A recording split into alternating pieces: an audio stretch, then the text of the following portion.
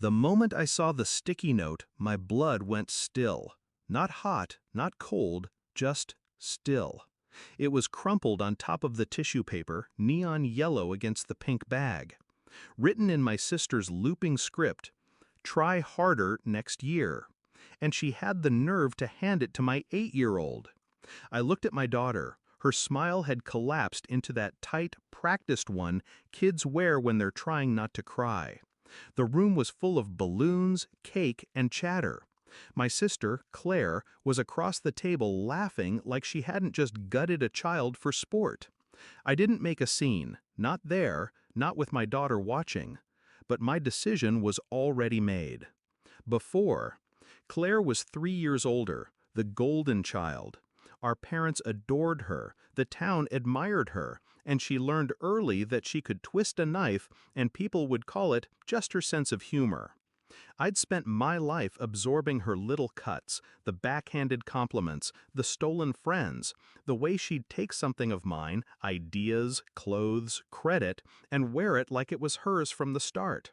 I forgave, I looked away, but she hadn't touched my daughter before, until now. The pattern. This wasn't an accident. Claire never did cruelty by mistake. Last year's Christmas, she forgot my daughter's gift. The year before that, she told her she wasn't built for sports when she quit soccer. Each time I smoothed it over, told myself Claire was just tactless. But this was deliberate. She'd made the bag smaller, cheaper candy, a keychain from a gas station. And then the note. Her way of telling me my child didn't measure up to the rest of the family. The shift. I didn't sleep that night. Instead, I sat at the kitchen table, staring at that sticky note. If I confronted her, she'd deny it, twist it into a joke, make me look oversensitive. I knew the cycle. I'd lived it. So I wouldn't confront her. I'd dismantle her, piece by piece, publicly, in a way she couldn't spin. The plan. Claire's reputation was her armor. She hosted charity brunches, posted inspirational quotes, and curated her image like a brand. Everyone thought she was generous, accomplished, a pillar of the community. So I decided to show them who she really was. Not by telling them, by letting her do it herself. Step 1, gather proof. Step 2, control the audience. Step 3, make sure she's the one who lights the match.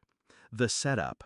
Claire ran a side business selling exclusive event planning packages to local moms. Overpriced, under-delivered, and, according to a few whispered complaints, full of corner cutting. I started collecting those whispers, receipts, screenshots, photos. Then I called her. Said I was organizing a surprise appreciation dinner in her honor. Told her I wanted to invite all her biggest supporters and show them the amazing work she does. She ate it up, offered to host it at her house. The night. Her living room was staged like a magazine spread. Candles, champagne, grazing boards. The guests were her clients, mutual friends, a couple of local bloggers. Claire was in her element, beaming, handing out gift bags with her logo. When everyone was settled, I stood. I thought it'd be nice, I said, if we all shared our favorite memories of Claire's work.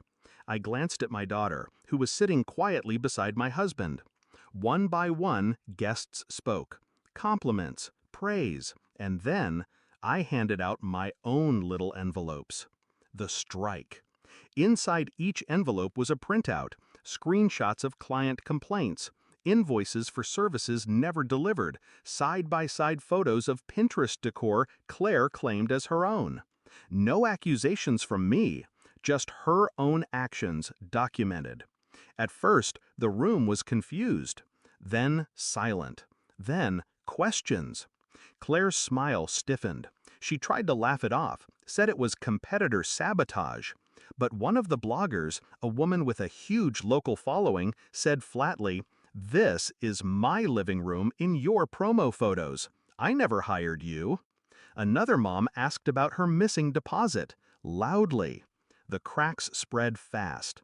I didn't need to add fuel. Claire was drowning in her own words. The door. I left before it collapsed completely, took my daughter's hand and walked out into the cold night. The next morning, I drove back to her house, parked down the street, waited. When I saw her moving around inside, I rang the bell. She opened the door, red-eyed, hair messy, and that's when she screamed, high, furious, incoherent. Because behind me, on her perfectly manicured lawn, were dozens of her gift bags, all of them returned by the guests overnight. Each one stuffed with the same sticky note: try harder next year. Aftermath. Within a week, her business page was gone. Sponsors pulled out. The charity board graciously accepted her resignation. Family tried to mediate, said I'd gone too far. I didn't respond. Because I hadn't just defended my daughter, I'd ended the pattern. People.